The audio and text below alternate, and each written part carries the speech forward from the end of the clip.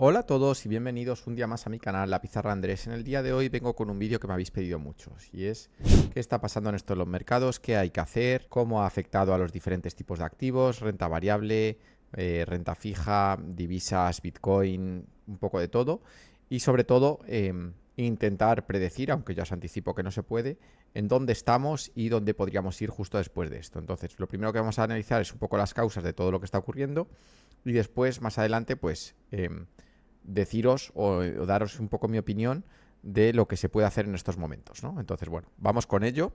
Y en el primer lugar vamos a empezar con el SP500. Vamos a empezar, o mercados americanos, mejor dicho, con un popurrí de cosas de otros creadores, mías, y voy a intentar hacerlo de la forma más dinámica posible para que os enteréis, porque están pasando muchas cosas en muchos sitios y lo que quiero es que tengáis un dibujo general más que el entender que esto se cae y hay pánico, como quien dice, más que eso, que entendáis un poco cómo afecta todo esto a los diferentes activos y cómo poder pues estar cómodo incluso en estas situaciones, ¿no? Bueno, en primer lugar, vamos a ver un poco de este creador, ¿vale? Este creador que para los que no le conozcáis, Toby Newbat, y no lo hace nada mal, o sea, de lo que he visto, quiero rescatar algunas cosas suyas, en otras no estoy muy de acuerdo, pero bueno, creo que así a modo resumen para empezar un poco nos puede valer. Y lo voy a poner en velocidad rápida, pues como hago siempre para pasar ciertas cosas, ¿no? Bueno, este es el pantallazo para empezar de cómo ha ido bueno, en este caso el 5 de agosto. Que el 5 de agosto, lunes, para que comprobéis una cosa, os he traído aquí una maravillosa foto de que esto, que asumís vosotros que es una piña magnífica, que, a ver, no nos olvidemos que son caídas significativas, pero quiero que lo comparéis con esta imagen que me guardé en su día del COVID. Fijaros, Google menos 10, Microsoft menos 12, Amazon menos 8, igualito, ¿no?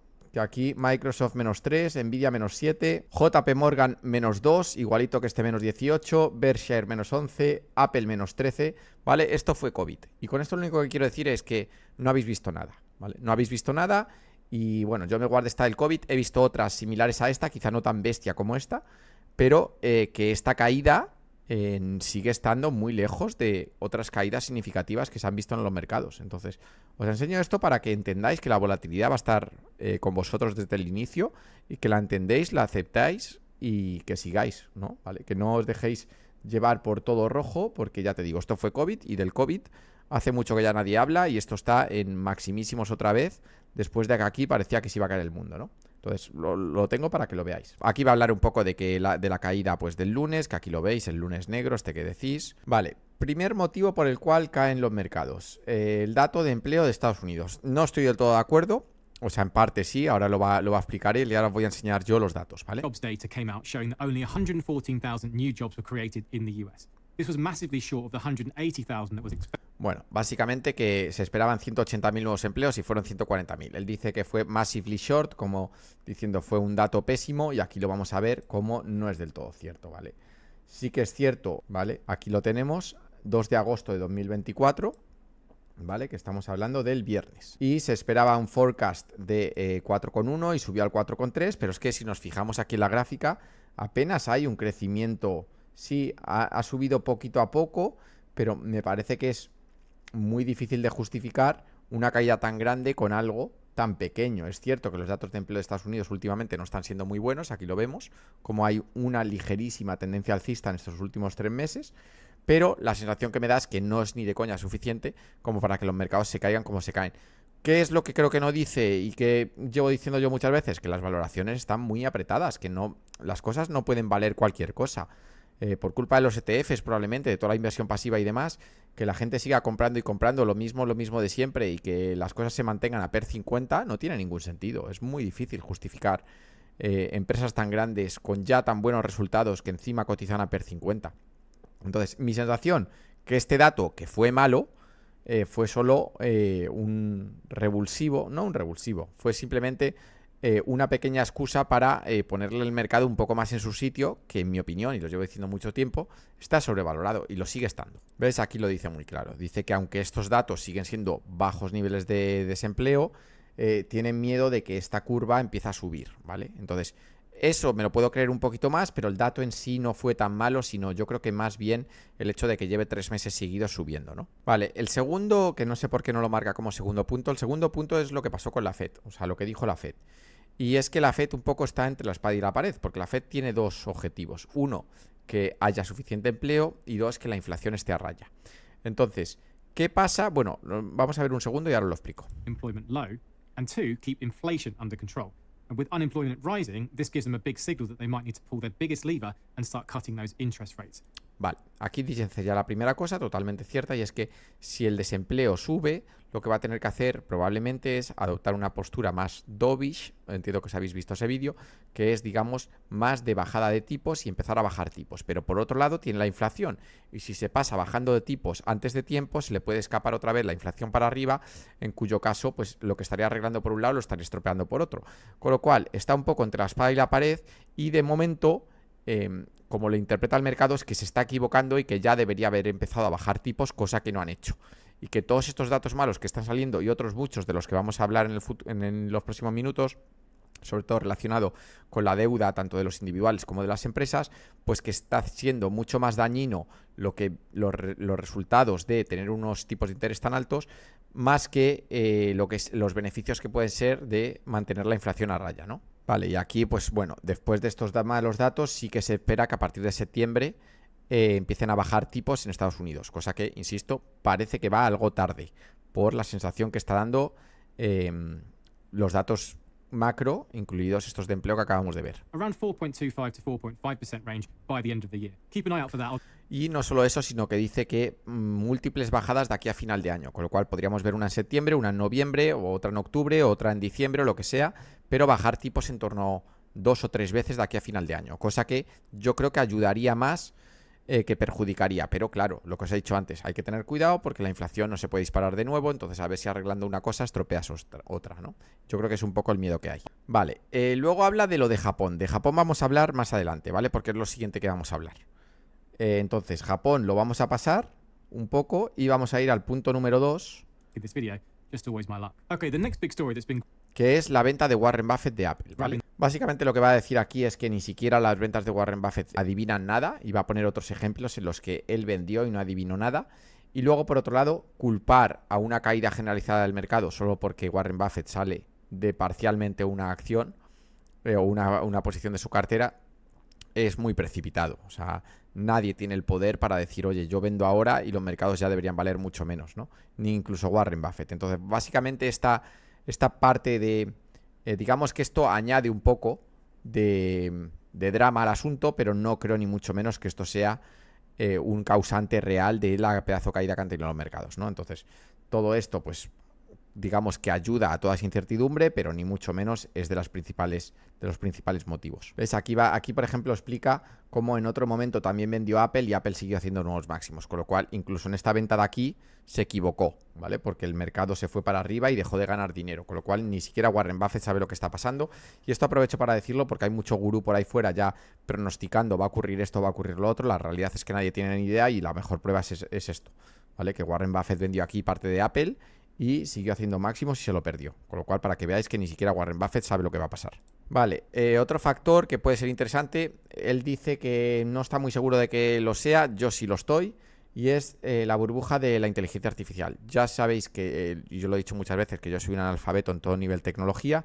Lo que sí que no tiene sentido es ver compañías a PER 50, PER 60 y que la gente siga comprándolas como si no hubieran mañana. Entonces, con cierto desconocimiento de hasta dónde puede llegar todo el tema de la inteligencia artificial, que yo entiendo que en parte puede ser revolucionario, el hecho de pensar de que haya compañías a esos ratios y que sigan subiendo y subiendo sin parar, es un desconocimiento tremendo de lo que significan tener ese PER de 40, de 50, de 60, ¿vale? Que lo he explicado muchas veces en el canal. Entonces, yo sí que creo que esto es dañino y que cuando vienen mal dadas, todas esas tecnológicas sobrevaloradas se tienen que caer un poco porque a día de hoy, por lo menos, no se justifica por ratios ninguna de esas valoraciones, ¿no? Básicamente lo que dice aquí es cómo las principales empresas más grandes de Estados Unidos y que también son tecnológicas, todo el dinero que están destinando a comprar cosas de Nvidia, que sin embargo no les están reportando ningún beneficio a día de hoy. Entonces, claro, eso es dañino para la empresa a día de hoy porque te gastas un montón de dinero pero no lo rentabilizas de ninguna forma. Entonces, digamos que ese hype lo que hace es que gastes dinero en cosas que no te traen beneficios por acción, por decirlo de alguna forma. Entonces lo que hace es empeorar tus ratios. Y eso, si bien es cierto que a lo mejor en un futuro empieza a dar sus frutos, a día de hoy está muy lejos de hacerlo y lo que hace es encarecer totalmente las compañías, lo que hemos hablado anteriormente. Y cualquier pequeña excusa para hacer corregir a todas esas empresas que parecen tan sobrevaloradas, pues yo creo que viene como anillo al dedo para que ocurra lo que ocurrió. Luego hace un buen análisis y dice, está pasando un poco lo de la burbuja de las .com, que sí que es cierto que Internet luego acabó siendo el futuro, pero como que de primeras había un hype desmedido y unas subidas desmedidas en lo que es el mercado que no se verían reflejadas en términos económicos, por decirlo de alguna forma, hasta dentro de unos años. Pues algo así. Creo que por ahí van los tiros y que esos precios eran insostenibles. Y eso es mi opinión. Bueno, y aquí al final, que así doy yo un poco mi opinión, dice, oye, ¿y qué está por venir, no? Just a few weeks ago, everything was rosy, stocks were up every day, the economy was rock solid, the US consumer was strong, and people were calling for the S&P 500 to rise another 10%. En eso estoy totalmente de acuerdo, el cómo de rápido se cambia el paradigma del mercado, de alcista a bajista, y de por qué os he explicado muchas veces que no se puede adivinar de ahora salgo, ahora entro, porque esto cambia en cuestión de 4 días y no hay nadie, a no ser que te las hayas jugado antes de tiempo, que pueda sobreponerse a ese 1 o 2 días en el que el mercado simplemente se cae un 8, un 10% y no has podido hacer nada, ¿no? Entonces, por eso lo de jugar a ser adivino es algo que no aconsejo. ¿Ves? Y ahora, pues todo el mundo diciendo que viene una recesión y que va a seguir y bla, bla, ¿no? Y en realidad nadie sabe nada, pero que es la sensación que te da de que todo el mundo se quiere poner en un extremo de vamos a nuevos máximos y esto va a seguir subiendo y el SP500 hay que comprarlo en nuevos máximos porque históricamente ha salido bien, y ahora es todo lo contrario, ha pasado una semana y vamos a ir a una recesión. Todo contenido sensacionalista que, insisto, en ningún punto está fundamentado, porque al final aquí nadie sabe nada, ya lo hemos visto con Warren Buffett, ¿no? The second part I wanted to make was this. Everything you are seeing today is normal. Vale, eso es muy importante. Todo lo que habéis visto aquí es totalmente normal. Es que ni siquiera está siendo una corrección que no hayamos visto o que no se vea a menudo en los mercados todos los años. Con lo cual, no solo tenéis que tener un plan a largo plazo en el que no os dejéis afectar por estas cosas, sino que es que además, como os he enseñado en la foto anterior, a ver si la tengo por aquí, esto sí sería anormal, por decir de alguna forma, que es una caída el triple de grande de lo que vimos en un llamado lunes negro. Esto sí que es difícil de ver. ¿Vale? Y aquí tiene que venir una pandemia como no ha habido nunca antes. Todo lo demás, que sean caídas de un 3-4%, va a ocurrir siempre. Aquí lo enseña muy bien. Desde 1928, el SP500 se ha caído desde máximos un 5%, un 94% los años. Es decir, ver una corrección del 5% o más es 94% probable en todos los años. Y del 10% o más también es bastante más probable que una moneda a cara y cruz. Incluso de 15% o más ocurre casi 1 de cada 2 años. Es decir, que veáis retrocesiones o retrocesos, mejor dicho, de un 15% más es bastante común. Entonces, entender que esto es parte del mercado y que va a seguir ocurriendo, que es que ni siquiera estáis viendo nada del otro mundo. Por eso yo entiendo que los que sois muy nuevos, estas cosas os pueden asustar, pero es que es parte del proceso. Bueno, más o menos esto es lo que rescato este vídeo. Si lo queréis, lo veis. Aquí está el título y no está mal, ¿vale? Aunque no estoy de acuerdo en todo, más o menos ciertas cosas. Ahora voy a añadir yo algunas cosas. Bueno, esto es lo del desempleo que hemos visto. ¿Qué creo que va a pasar? Normalmente, mira, lo primero que vamos a hacer es ver el SP500, ¿vale? Aquel que piensa que aquí ha visto algún drama, fijaros en los últimos 5 años, all time. Si os fijáis en esto es muy exagerado, esta subida. Y fijaros la corrección que apenas la veis aquí, ¿vale? Apenas la veis. Fijaros a lo que llamáis corrección, a esta vela de aquí, ¿vale? A esta vela de aquí. Y fijaros cómo la pendiente sigue prácticamente intacta. Es decir, esto a lo que llamáis corrección es simplemente 2 o 3 días malos. Una corrección, podríamos hablar de esto, que se concatenan varios días y el mercado corrige significativamente. Aquí lo veis, de 4.800 a 3.500. Eso es un 27%. Esto podría ser una corrección. Lo que hemos visto aquí no es nada. No es nada. Si os fijáis, son un par de días malos. No es nada. Entonces, o te tiras durante unos cuantos meses cayendo, o esto no se puede considerar ni corrección siquiera. Aquí tenemos otra, por ejemplo, lo veis, ¿no?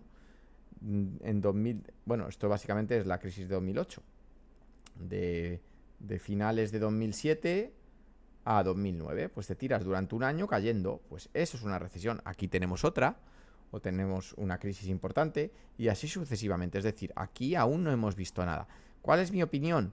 Y tal y como están los precios a día de hoy, que tarde o temprano el mercado encontrará una excusa para corregir de verdad. ¿Y cómo se corrige históricamente? Y no soy yo muy fan de análisis técnico, ni de Elliott, ni nada. Con estas ondas de A, B y C. Normalmente, y esto sí que yo le encuentro cierto sentido, es que tú después de una subida muy grande corrijas con una primera bajada, luego con una recuperación pequeña donde la gente, esto es lo que se conoce como el rebote del gato muerto, que es donde la gente espera que esto vaya a rebotar otra vez hacia máximos y acabe con una onda bajista, una más, digamos, hasta cumplir una corrección importante, ¿vale? No soy yo muy creyente de estas cosas, pero sí que creo que aquí hay parte psicológico de que mucha gente cuando algo cae un 8, un 10% ya piensa, bueno, aquí ya nos salimos, después rebota y después viene una gran mala noticia como puede ser una crisis o una recesión y es cuando cae un poco más de golpe. Algo así es lo que yo me espero, pero no por nada en concreto, sino porque, a ver si pudiéramos verlo aquí, ¿vale? Pues por ejemplo en caídas de este estilo, esto podría ser la A, que es lo que vemos aquí, ¿vale? La A, luego vendría la B que es alcista y luego la C que es bajista. Y esto tiene todo el sentido que pueda ocurrir, ¿vale? Pues por ejemplo aquí podríamos sacar la A, esta sería la B y esta sería la C. Entonces como que la caída ocurre en varios términos más a largo plazo y en donde siempre hay como el famoso rebote del gato muerto, que es cuando la gente piensa que ya ha pasado todo y después viene la gran mala noticia o el gran problema o lo que sea. No tiene por qué ocurrir como A, B y C, sino que ocurre más bien, en este es diferente porque esto fue el COVID y la castaña se solucionó con la vacuna, como quien dice, pero que es común, por ejemplo, aquí pues más de lo mismo, ¿vale? Aquí veis cómo está esta primera caída, luego hay una pequeña corrección, que en este caso es una corrección doble o un rebote doble, y después una tercera caída, o sea, la A, la B y la C, ¿no? Entonces, normalmente hay un aspecto psicológico en personas que dicen, oye, esto ya ha caído un 10, voy a comprar ahora, pensando que ya son las rebajas, y después luego viene una caída mayor. Pero insisto, todo esto no lo defiendo porque defienda el análisis técnico o esta forma de ver las cosas, sino más bien lo digo porque si después de esto vienen más malas noticias y son malas de verdad, porque ya digo que lo que ha pasado actualmente no me parece ninguna locura, o sea, un peor dato un poco de empleo, que el mercado está esperando con ansias bajadas de tipos en Estados Unidos, lo que vamos a hablar de Japón después, todo este tipo de cosas, no es nada grave. Entonces, si viniera algo grave, se produciría ahora mismo un rebote, pues como podemos ver también aquí, ¿no? Esto cae aquí, rebota aquí un poco y acaba haciendo nuevos mínimos. Esta forma de caer, pues por ejemplo aquí, ¿no? Aquí rebota y vuelve a caer, ¿no? Entonces, encontrar como una mini tendencia bajista, sí y solo sí encontráramos malas noticias de verdad, ¿vale?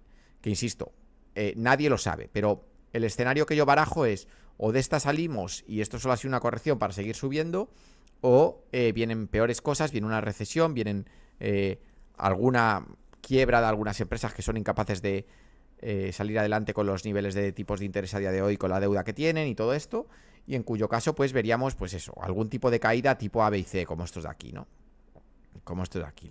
De todas formas, no soy muy fan de Elliott, esto es parece algún tipo de brujería o de magia, porque esto no se sostiene. Lo que sí que es cierto que por lo menos la parte de A, B y C de Elliott puede tener algún aspecto psicológico por eso, porque cuando el mercado cae hay muchas personas que se suben al carro de la subida, y si no se respalda con datos buenos y con escenarios en los que esto pues se puede ir a máximo de nuevo, pues, y lo que viene es una aún peor noticia, pues acaba ocurriendo la C, que es una nueva caída. Entonces, yo creo que tal y como están los precios a día de hoy de caros y el SP500 estando a los ratios actuales, pienso que una onda C para poner el SP500 en un PER 20 o PER 22, que es lo que históricamente pues podríamos pensar, tendría todo el sentido, pero insisto, no es que yo crea nada, es que si no ocurre nada para que los mercados caigan de verdad, pues entonces no caerán, ¿vale? Entonces, de todas formas, esto es una opinión y vuestro plan no tiene que cambiar nada, que de eso hablaremos luego, ¿no?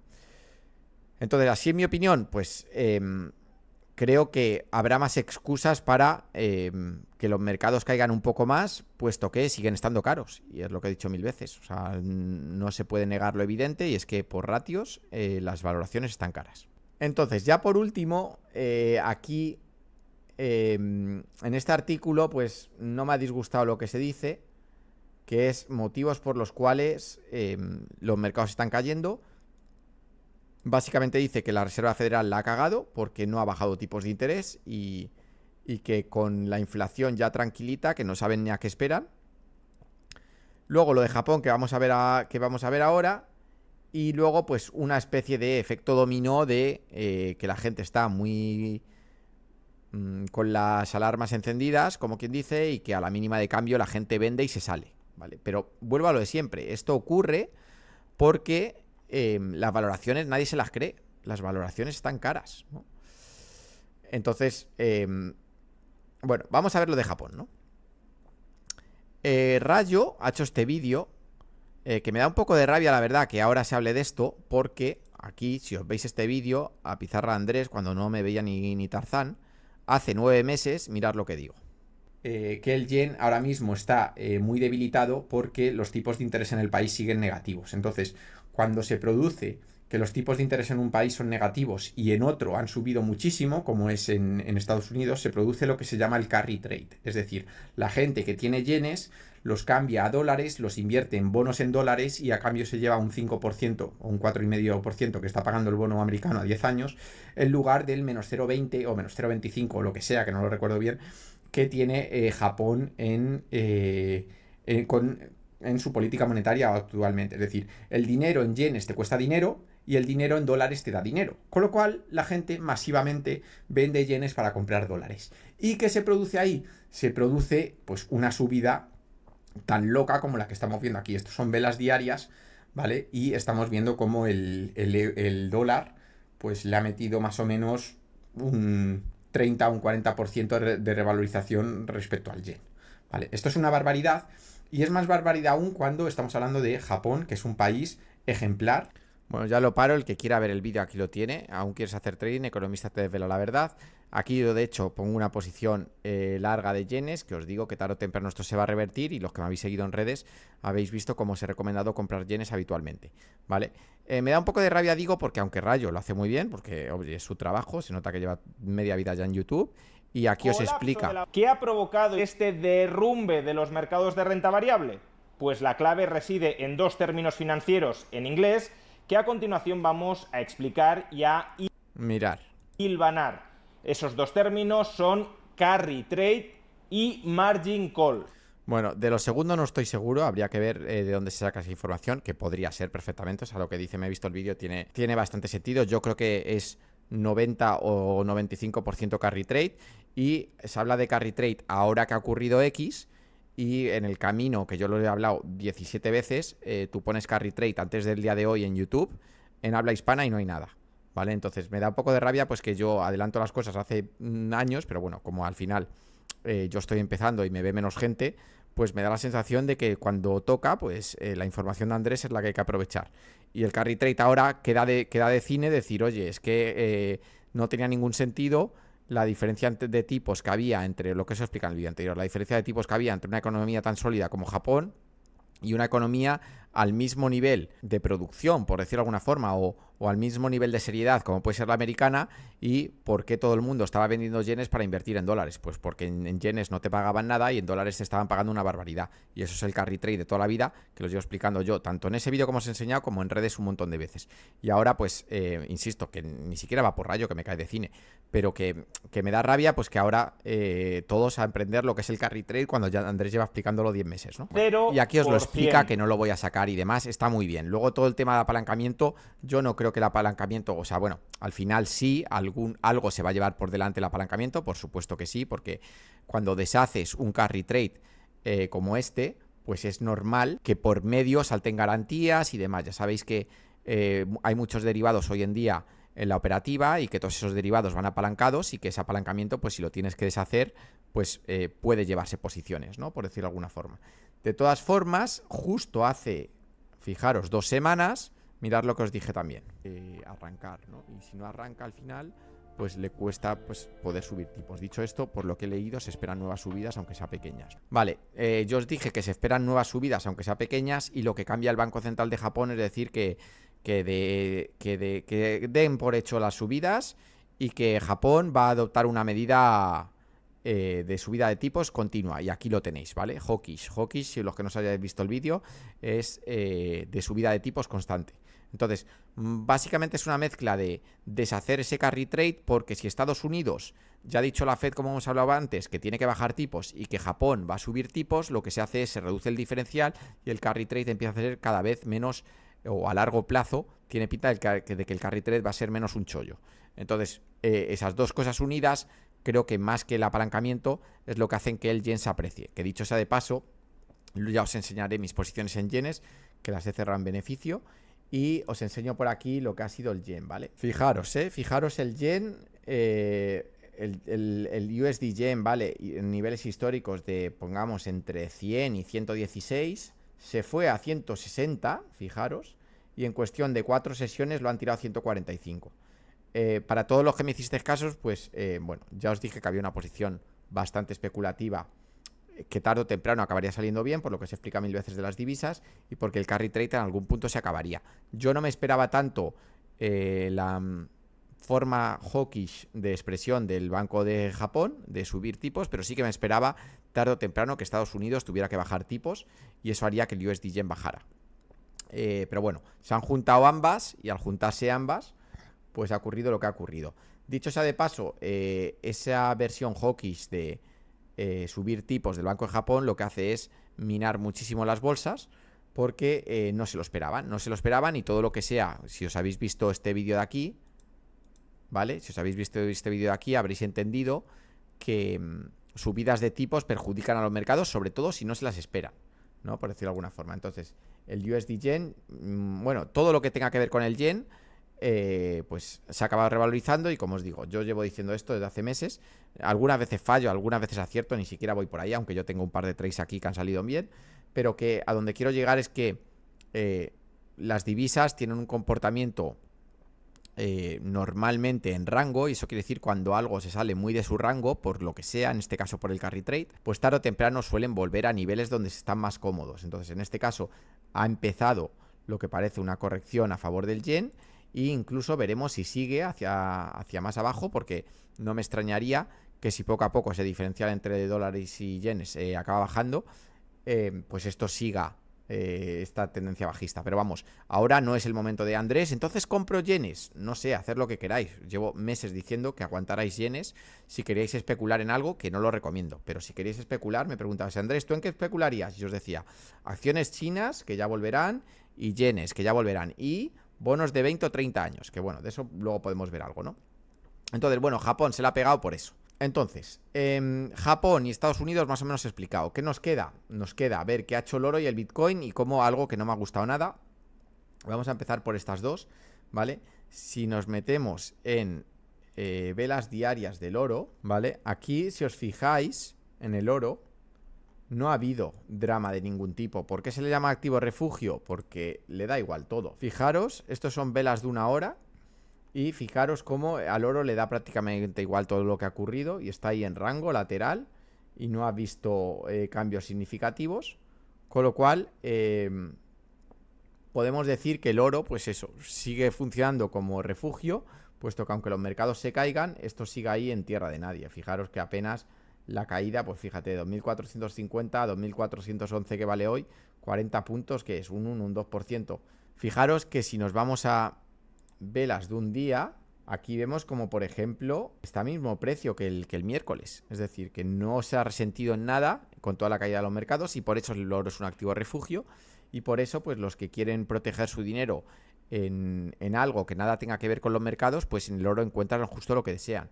Y es que no guarda una correlación clara con los mercados, y si los mercados se caen, en muchos casos hasta el oro sube, ¿no? En este caso, pues bueno, más o menos se ha mantenido y no ha visto impactado su precio por las caídas de los mercados. Entonces, no me ha gustado nada, porque si nos fijamos aquí, esto básicamente desde el viernes prácticamente se ha caído de 65.000 a 55.000.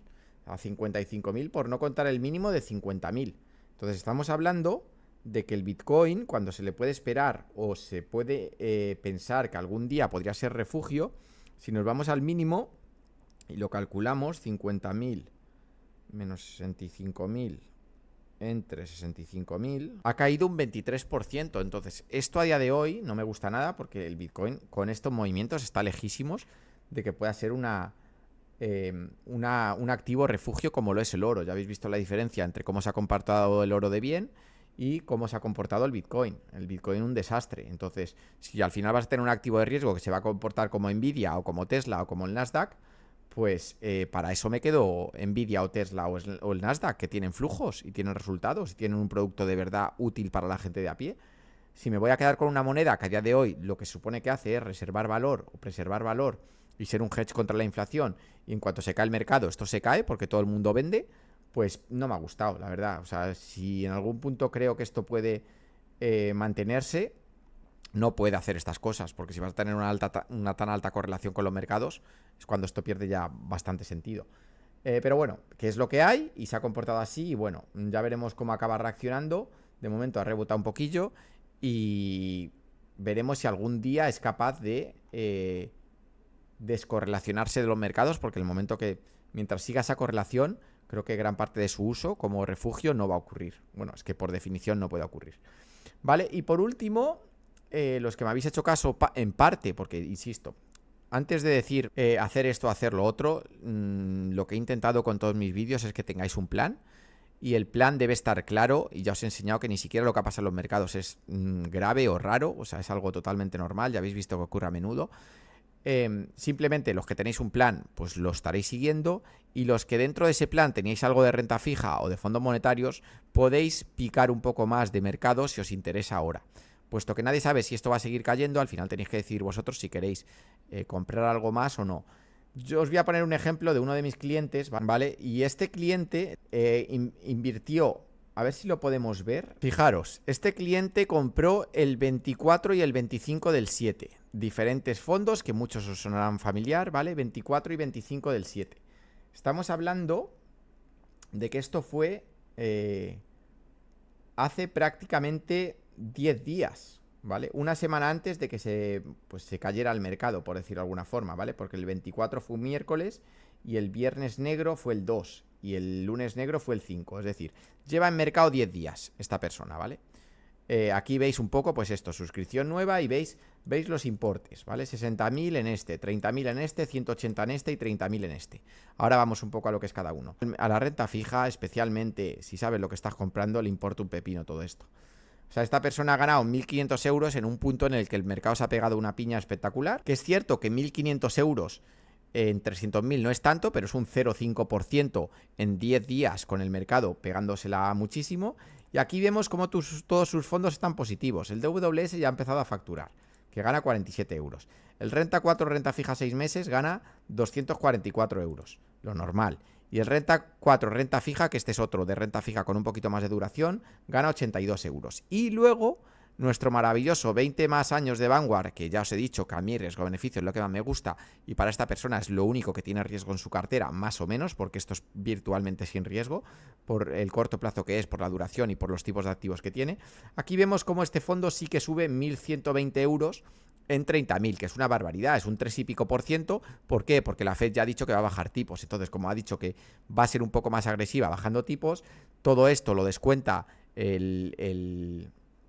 por tanta duración que tienen estos bonos, y por tanto se aprecia muchísimo más. Es decir, este fondo se aprecia un 3 y pico %, que es maravilloso, a la vez que los mercados se caen. Por eso la importancia de aprovechar los fondos monetarios, de aprovechar la renta fija a día de hoy, que tiene todo el sentido, que sepáis por qué hacéis las cosas. Y luego, si en algún punto, este no es un cliente para ello, ¿no?, queréis coger y un poco de este Renta 4 renta fija 6M, comprar ahora mismo un poco de SP500 con la caída o Nasdaq o lo que sea, que insisto, no lo voy a hacer para esta persona porque no lo desea. Esta es la cartera que se le ha confeccionado en base a sus preferencias. Pues se puede hacer, pero a donde quiero llegar es que hay más opciones que solo SP500. Yo entiendo que es muy difícil explicar todos estos conceptos, que entendáis qué es cada fondo, que sepáis por qué hacéis todo. Yo entiendo que de primeras lo sencillo es SP500, una venda en los ojos y no hacer absolutamente nada más, pero también tenéis que entender que hay otro tipo de personas, que hay gente que no quiere esa volatilidad, ese riesgo, que no puede estar tan a largo plazo, que está esperando para ahorrar para un inmueble, y al final todo esto es lo que tenéis que entender. Y por eso, pues, por ejemplo, este cliente que os pongo aquí ha tenido una semana maravillosa, unos 10 días maravillosos, ha ganado 1.500 euros en 10 días, mientras todo el mundo se la está pegando y está de los nervios, ¿no? Entonces, con esto no quiero decir, no quiero ser ventajista de decir, teníais que haber hecho esto, no es verdad, este cliente se hizo esto porque era lo que quería, pero se le explicó que en este caso, si hacía esto, todo el drama de mercado lo iba a evitar, o la gran mayoría del drama de mercado lo iba a evitar, ¿no? La gran mayoría, porque aquí sí que tiene un producto de 30.000 euros con cierto riesgo, con cierta volatilidad. Entonces, un poco que entendáis cómo funcionan los activos, lo que han hecho cada uno, qué podéis esperar, cuál es el plan. Espero más o menos haberos ayudado. Ha sido un vídeo bastante largo. Espero que os haya gustado, que os haya resuelto serias dudas. Y nada, y nosotros nos vemos en el siguiente vídeo. Así que nada, cualquier duda en comentarios y hasta otra.